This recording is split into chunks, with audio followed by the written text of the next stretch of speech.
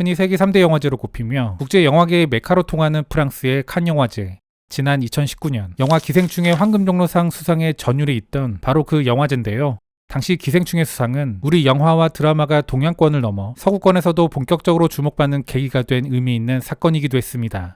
그런데 3년 만인 올해 칸 영화제 경쟁 부분에 우리 영화가 2편이나 초청됐습니다. 첫 번째는 박찬욱 감독, 박해일과 탕웨이 주연 영화 헤어질 결심.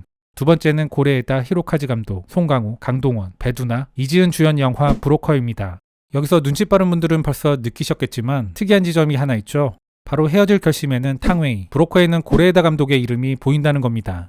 두 영화 모두 참 낯설면서도 신기한, 그리고 한편으론 놀라움을 선사하는 조합입니다. 또한 탕웨이와 고레에다 감독 모두 한때 모국에서 비난을 받았던 이력이 있다는 공통점도 있습니다. 오는 6월 29일 개봉일까지 확정된 영화 헤어질 결심은 아가씨 이후 6년 만에 나온 박찬욱 감독의 11번째 장편 영화입니다. 산에서 벌어진 변사 사건을 수사하게 된 형사가 사망자의 아내를 만난 후 의심과 관심을 동시에 느끼며 시작되는 이야기입니다. 장르는 수사멜로극을 표방하고 있는데요. 헤어질 결심이 칸 영화제에 초청되자 중국에선 탕웨이에 대한 뜨거운 관심이 일어나고 있습니다. 특히 예고편에 등장한 탕웨이의 한국어가 주목받으며 내가 그렇게 만만합니까? 내가 그렇게 나쁩니까? 중국 포털 사이트 실시간 검색어 1위에 오르기도 했습니다. 중국 언론에서도 탕웨이를 재조명하는 기사들을 잇따라 내놓고 있는데요.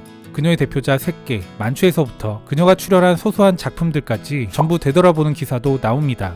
중국 출신 배우가 주연인 영화가 칸 영화제에 초청받았기에 일면 당연한 모습으로 볼 수도 있겠습니다. 다만 중국 배우가 한국 영화를 이끌고 칸에 간다는 식의 문장은 한국인으로서 뭔가 묘하게 거부감이 들기도 합니다.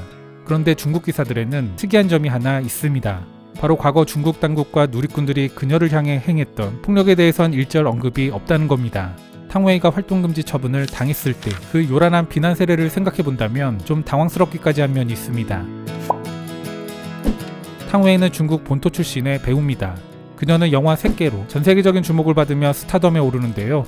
그러나 정작 자신의 조국 중국에서는 친일파를 사랑하는 역할을 맡았다는 이유로 연예계에서 퇴출되다시피 합니다.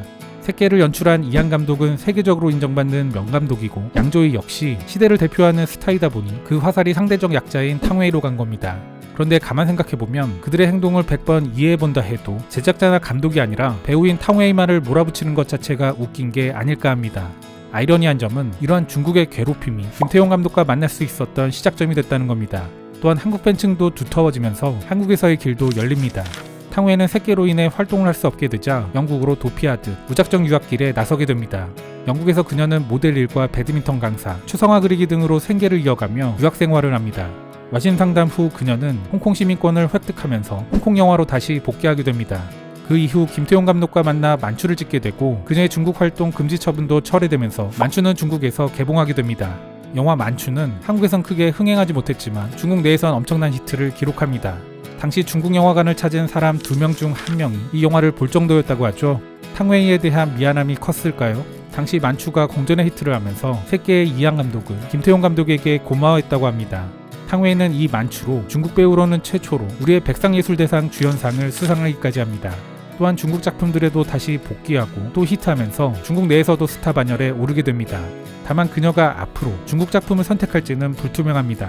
비록 실패라 평가받긴 하지만 헐리우드 진출을 시도했고 현재 찍고 있거나 앞으로 찍을 작품도 한국 작품이며 중국 작품은 아직까지 없는 것으로 보입니다. 이번에 헤어질 결심과 함께 칸 영화제에 초청된 브로커는 출연 배우들부터 묵직한데요. 영화 브로커는 세탁소를 운영하지만 빚에 찌들리는 상영과 보육원 출신의 동수가 베이비박스에 놓인 아기를 몰래 데려가면서 펼쳐지는 이야기입니다. 아기 매매를 한다고 의심받는 그들의 행보에 우연찮게 아기 엄마인 소영까지 동행하게 되는데요. 그들을 쫓는 형사 수진 역은 배두나가 맡았습니다. 이 영화를 연출한 고레에다 히로카즈 감독은 침체된 일본 영화계의 희망으로까지 불리는 감독입니다. 그런 감독이 일본이 아닌 한국 작품을 택한 건데요. 그는 주로 사회적 약자의 이야기를 갖고 또한 가족을 소재로 삼는 걸 즐겨하는 감독입니다. 기생충이 칸 영화제 황금종려상을 받은 직전 수상 감독이 바로 고레에다 히로카즈입니다. 현재 일본의 영화계는 침체를 넘어 참담하다는 평가까지 받습니다. 과거 일본은 1950년대부터 아카데미 외국어 영화상 후보를 줄줄이 냈고 2000년대 초반까지도 좋은 일본 영화가 제법 나왔습니다. 하지만 그 명성은 과거 이야기죠. 일본의 박스오피스 순위를 보면 상위 10위권 작품들이 죄다 외국 영화이거나 애니메이션입니다. 일본 영화는 2편에 불과하며 그나마도 한 편은 일본 특유의 망가의 실사화 작품입니다. 일본 아이돌업계도 마찬가지지만 일본의 대중예술가들에게 설계된 수입 체계는 원천적으로 고수익을 얻을 수 없는 시스템입니다. 가수들의 경우 웬만한 스타 아이돌까지도 고정급여를 받는 직장인 같은 개념입니다. 일본 감독들의 경우에는 일본 평균의 직장인들보다 적은 급여를 받으며 성공 보수도 없습니다. 다음은 어느 일본 영화 감독과 영국 프로듀서와의 대담을 다룬 기사 중 일부입니다. 일본 감독은 어떤 기획의 영화를 하고 싶다라고 말했을 때 항상 듣는 말이 누가 출연하는가, 원작 소설은 있는가입니다. 그러니까 일본에서 영화를 찍는 건 어떤 의미에선 굉장히 간단해요. 유명한 사람이 나오면 바로 찍을 수 있습니다. 또한 일본에는 진정한 비평가가 없기 때문에 좋은가 나쁜가 하는 평가도 별다른 의미가 없습니다. 그리고 일본의 빅네임 감독들조차 시스템이 나빠서 돈을 별로 벌지 못합니다. 이 때문에 자신의 생계를 챙기는 것만 해도 벅차하는 거죠. 여기에 고레에다 히로카즈 감독은 안타깝게도 지금까지도 일본 우익에게 공격을 받고 있는 인물입니다. 칸 황금종려상이라는 일본 영화사의 기념비적인 사건이 일어났고 일본 내에서도 오래간만에 전국적인 히트를 기록한 일본 영화였음에도 불구하고 언론과 정치권의 반응은 뜨뜨미지근했습니다. 이유는 수상작인 어느 가족이 일본 사회의 어두운 면을 그렸기 때문인데요. 생계형 도둑의 이야기에 유흥업소 종사자, 연금을 타먹기 위한 가짜 부모의 유기아동까지 등장합니다. 그러나 이 영화는 이 가짜 가족의 이야기를 담담한 시선으로 그려내며 가짜 가족의 진짜 가족애를 보여줍니다. 진짜와 가짜를 논할 수 있는 기준은 뭘까? 라는 묵직한 생각거리를 안겨주는 명작입니다. 아베 총리는 과거 동계올림픽 금메달리스트에 일일이 축하 전화를 하고 심지어 일본 국적도 아닌 일본계 영국인 소설가의 노벨문학상 수상 소식에 메시지를 냈었습니다. 하지만 어느 가족의 수상은 외면했죠. 논란이 되자 늦게나마 총리 축전을 보냈으나 고레에다 히로카즈 감독은 이를 거절합니다. 일본 우익과 언론에 있어서 사회의 어두운 면을 다룬 작품이 주목받는 경우는 외국 작품, 특히 한국 작품일 때입니다. 예전에 별도의 클립으로 다룬 적이 있지만 기생충이 수상했을 때 일본 언론은 한국에 직접 방문해 반지하집을 취재했고 한국 사회의 빈부격차에 대해서도 연일 보도했습니다. 미국 언론 중에서도 한국의 빈부격차를 다룬 적이 있지만 그 기사의 결론은 미국이 더 심하다, 뭐 이런 자국의 문제를 성찰하는 내용이었습니다. 아직 영화 브로커의 경우 예고편만 공개된 상황이라 그 내용을 본격적으로 다룬 일본 내 기사는 보이지 않는데요. 제가 장담컨대 한국 사회의 베이비박스를 다룬 기사들이 곧 쏟아져 나올 겁니다. 올해 한국 대중문화계에서는 영화를 주목해보시길 권해드리고 싶은데요. 작년과 올해 초는 한국 드라마가 스포트라이트를 받았다면 올해는 한국 영화가 다시 기지개를 펼 가능성이 높다고 저는 판단합니다. 코로나로 인해 제작이 중단되었거나 밀렸던 이전 기대작들에 더해 새롭고 좋은 작품들도 대거 쏟아져 나오기 때문입니다. 오늘 소개드린 두 작품뿐만 아니라 김태리, 김우빈, 소지섭, 류준열, 이한희 등이 출연하는 외계인도 한국형 SF로 주목받고 있습니다.